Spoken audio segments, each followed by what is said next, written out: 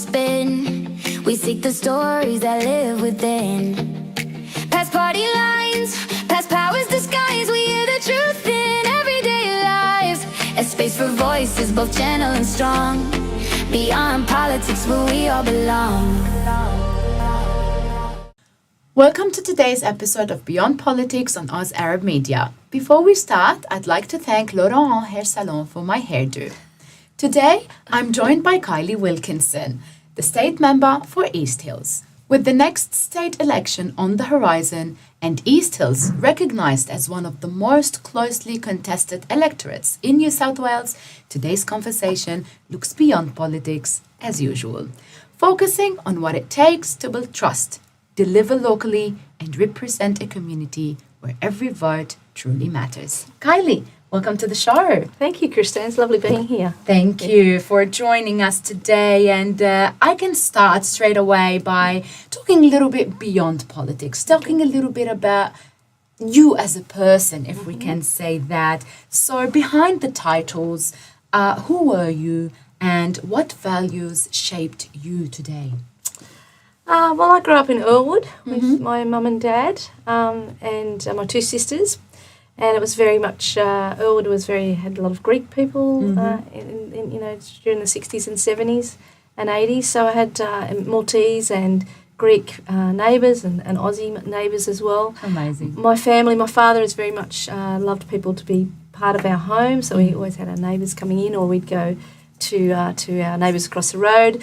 They were Greek and they had beautiful octopus. Amazing. So they had a very lovely childhood.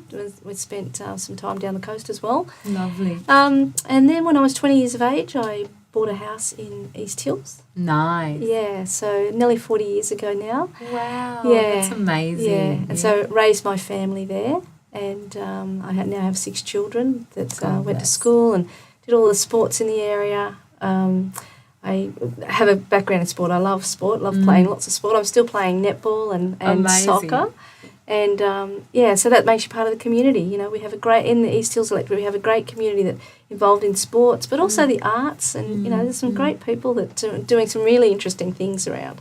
Yeah. Amazing. That truly tells us more about you. Now tell me a little bit about how your early environment really shaped the outlook. You told us you were raised in Earlwood. So how did it really shape this outlook? Well, I think my family's always been open to people from all over the world. You know, and I've travelled a little bit too, and it's lovely meeting other people with different cultures. You know, I think the more you speak to people and have those people part of your life, the more you're enriched. So to be now representing the electorate of East Hills, so it's really diverse. You know, I've had that background where it's just I'm very welcoming to anyone from any different culture, and so I think that has played along. Maybe making me be able to represent people from my community. Being very much integrated in multiculturalism. Yeah. Lovely. If I want to ask a little question that might be a little bit unique, if I can say, is there something that the public really misunderstands about you as a person, not as a politician? What would it be? Well, look, I love people. I love being part of communities. I really enjoy people's company, and I think I'm very friendly. Yes, you and, are. I think people think that friendliness sometimes is that I'm too kind to be in politics. In politics, but I have got a background of playing sport, and I'm very determined to get things done, and so I do have a very determined side of me, which people don't always see, but if you can't come up against me, I love a good challenge. Amazing. We all do have another side as well. Like we can. Yeah. Well, that's great and good to know. Yeah. Before entering politics, Kylie, we know that you work deeply in community, right? Including establishing support services for vulnerable women. Yeah. So how did that motivate you to step into politics rather than just contribute from outside the circle? I think many years of working within the community, supporting charities or supporting people to have a better life, I realised that how much enjoyment you get from helping other people. You know, they get to better their lives, but you get so much reward yourself. And so that's inspired me to do more. And I think setting up Biani House really supporting the most vulnerable in women in our community, for them to have a better life and their children have a better life. I think that a lot of people connected with that.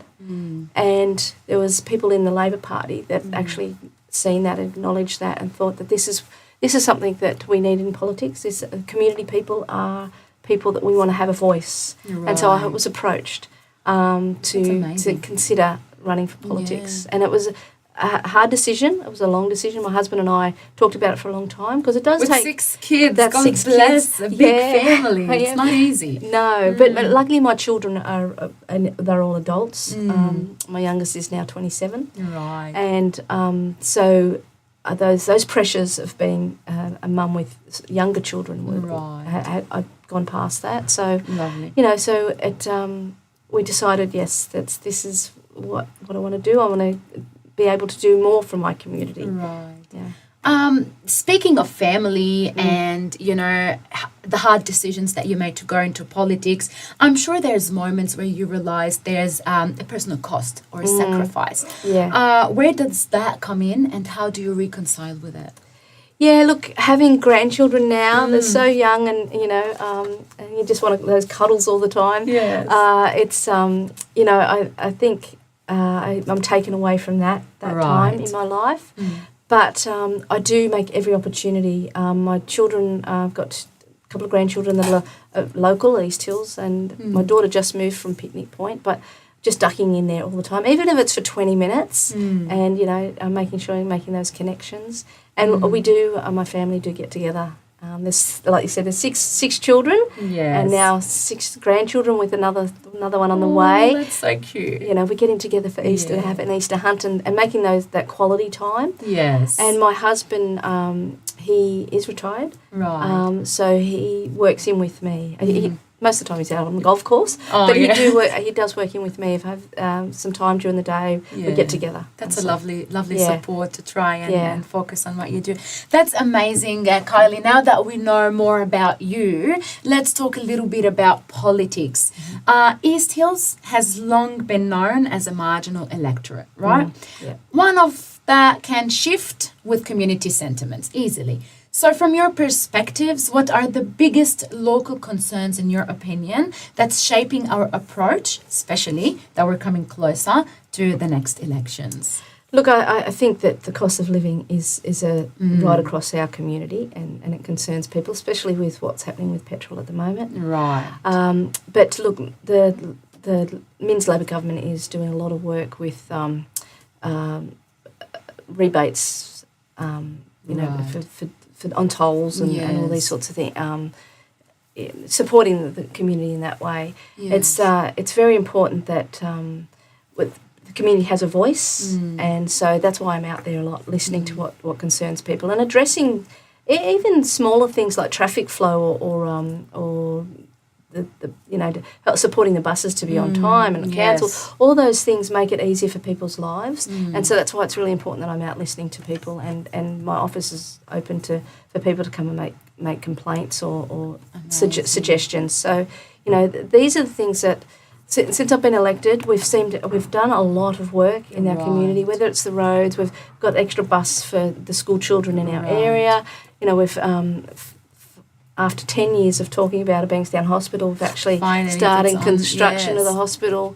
Demolition will be maybe next month. So, you know, and putting $30 million into Padstow TAFE, because so many people in our area rely on TAFE to get further studies or to, you know, to just help them with their education and getting good jobs that support their family. So, you know, there's some really important things that have been neglected for a while, and I'm so proud that our government is addressing those things. That is amazing. Kylie, You spoke about how your office is open and you're always door knocking and doing a lot of, being available with people. How do you ensure your work in Parliament stays connected to everyday's realities, with the families, with small businesses, especially that you've got a lot of suburbs that has a lot of growing suburbs. We've got Padstow, Panania, Reesby. So how do you balance between Parliament and the community? So Parliament is sits 2 weeks out of the 4, and it's not probably a little bit less than that.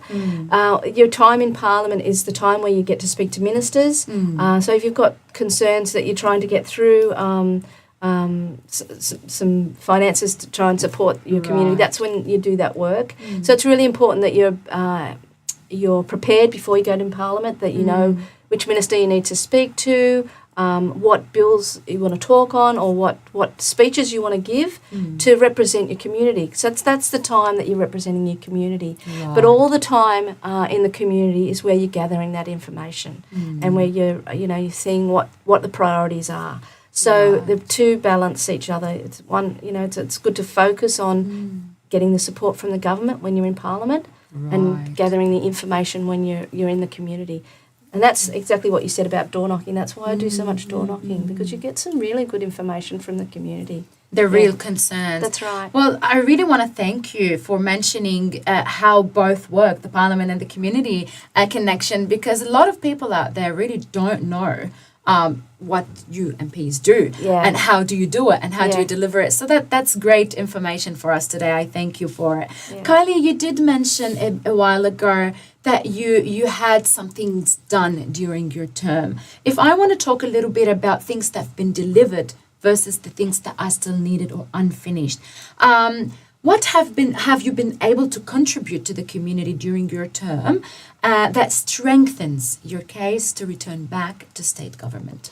I think if you just look at the things that I've done, they've been from like I mentioned, the Bankstown Hospital, which was talked about for 10 years. Right. No decision was made. Within 6 months of me being elected, our government had made a decision where the site was and gone, taking all the advice and all the research into consideration. Right. And we've moved forward on that.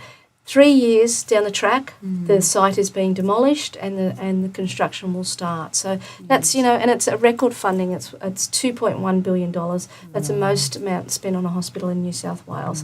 So this is a facility for the community that has been long overdue. But we're also keeping the existing Bankstown Hospital on Eldridge Street as a health facility. We're going to have dentistry come into the area. Oh, amazing. We haven't had that before. So that... And like I spoke of before, the Padstow TAFE, we spent $30 million on that TAFE. But there's other things like just removing the truck parking along Henry Lawson Drive. Because it's such a beautiful area, it was being polluted. Rubbish was being dumped. 75 tonne of rubbish was dumped in behind those trucks. Just making it nicer for our community. Like I've said, I've been here for 40 years. Yes. And it used to be a beautiful place to take my children down at Yaramba Lagoon. Yes. And now, for some reason, the parking was blocked. Trucks were parking there. We're working on clearing that up. Yeah. So, and just looking at safety, roads safety, and things that people need. And I have ticked so many of those off, and there's more to come. And I just, I am so motivated and energised to do things for people. Amazing. And it's not just when I've been in politics; it's before I've been in politics. So this is me. This is who I am, and I think that's it's in you. It's in your blood. You just want to put it in the right place. That's right, and I think that there's more to do, and that's absolutely what I want to do. Amazing. You've mentioned a little bit about the hospital. If I can voice a little bit the community's concerns. One, when are we going to have this hospital open doors for people to come in? Two, the concerns for the location. It might be maybe more crowded, make things worse maybe for the place. What's your call on that? So like I touched on before, there was a lot of research done into traffic flow, where the existing site, where the existing hospital is, if expanding there. The research showed that the traffic would be worse in that area. Right. There's a lot of work that's going on about it. So there'll be a dedicated ambulance entrance into the hospital. The Bankstown area will be, the streets will be looked at whether they're going to be one way or so all that planning and so the traffic flows. There's 1,000 car spots now. I'm sure you have children in the area like I have. We spend lots of time at the hospital. We do. The existing hospital, the traffic, you have to park ages away. Yes. Yeah, so Suburbs away. suburbs away, exactly right. Yeah. So, you know, that facility will now have less demand for parking. But the new hospital has over 1,000 car spots. So, That's amazing. and we're close to the metro and close to for nurses and doctors to get to work next to the university. So, you know, there'll be all the resources from the university as well. But And when do you think the doors will be open?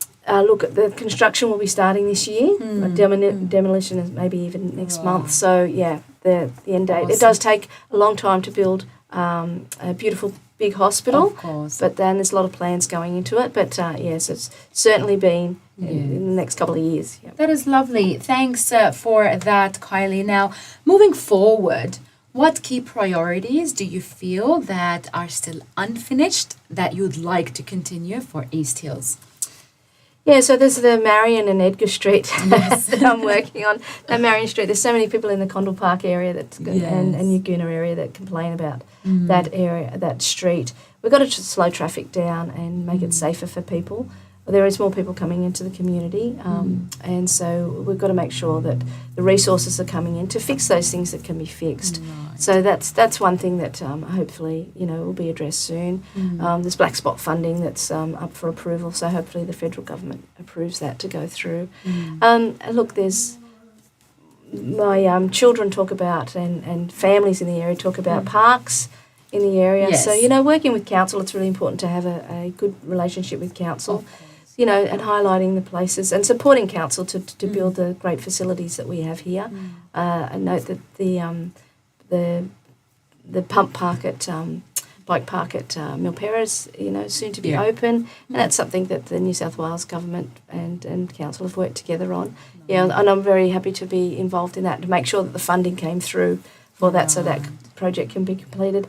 But look, there's so much to do. And you just need people with energy and the positivity, and to do these things. And that's me. That's you. That is amazing, Kylie. Now we are on the way going to the elections, right? It's around the corner, if I can say. Voters will soon be choosing between two known candidates. Why do you think East Hills voters should trust you again to state representation? Look, I think that I have done so much since being elected, and I will continue to. If you look at the record of what's been done in the last 3 years, education, we have the New South Wales government has a focus, education and health, and these are things that we've really done a lot of work with. And so our schools in our area, we have Sir Joseph Banks High School that is millions and millions of dollars are being spent on that, upgrading that. Condell Park High School, millions of dollars on that.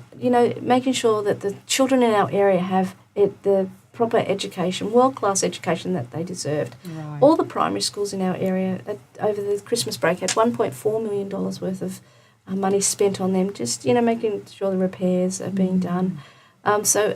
But we've also supporting teachers with the proper pay rise. Our wages were capped for a decade under the previous government, and we've changed all that, respecting teachers, respecting services like the police and ambulance, and paying them appropriately so families in this area can afford to live.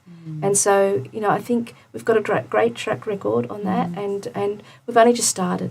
We've done so much in 3 years. I'm really proud of the work we have done. Like, one of the decisions for me to be in politics was that I had a lot of faith in Chris Minns when I spoke to him, that he actually had a good plan. And those plans of education and health, we've followed through on, and we're only part way through. But how much we've done in 3 years is really great work. And there's more to do. So, and I'm happy to continue that. I've got a lot of energy and a lot of motivation and determination. So amazing. Yeah. Well, it's good for the the community out there to hear that, because they'll be the ones voting. or not. But if you were to be re-elected, Kylie, what would the success look like for you in your first term? Yeah, I think it's just building on what we've done so far. You know, and I know people are really happy with the things we've achieved, because there was a lot being neglected. You know, our Padstow TAFE was basically empty. You know, and focusing on the things that really matter, the day-to-day thing that support people, and so continuing that to just improve, to just add to what we've done so far. Lovely. You know, and making sure that our trains and our roads support people living in a big city. You know, support people getting around in this area. We do have more people coming to the area, but it's lovely. We want to make sure our children can live close to us. You know, we don't want our children having to move away. It's important that Sydney has young people here, because it's a beautiful city, and we want to make sure that our next generation live here and find live the here comfortably. opportunities. Yeah, that's exactly right. So I think our government is well on track on doing that. Amazing. While we have you here, Kylie, with us, and our lovely viewers and listeners are watching us, is there anything you'd like to say to your people before we close today? I suppose that I really appreciate the support that I get from the community, and I really enjoy your conversations. Even if people have a different opinion, I really cherish and want to know what your opinion is, because that's what makes good decisions, that where everybody gets involved. So I'm always open to talk to people, and I think that's what makes a good representative. Amazing. Thank you so much, Kylie, for your time to join us today. I know how busy you guys are, and for sharing your perspective with us, and we do like to wish you all the best for your next election campaign coming up. Thank you very much, Christine. It's still 12 months away, and I've been door knocking since day one, and I will continue to do that, to listen to people. So thanks very much, Christine. Amazing, no problem at all. And to our viewers, I'd like to say local elections are ultimately about local voices, and staying informed is one of the most powerful ways communities can shape the future they really want to live in. Thank you for joining us on Beyond Politics. See you next time.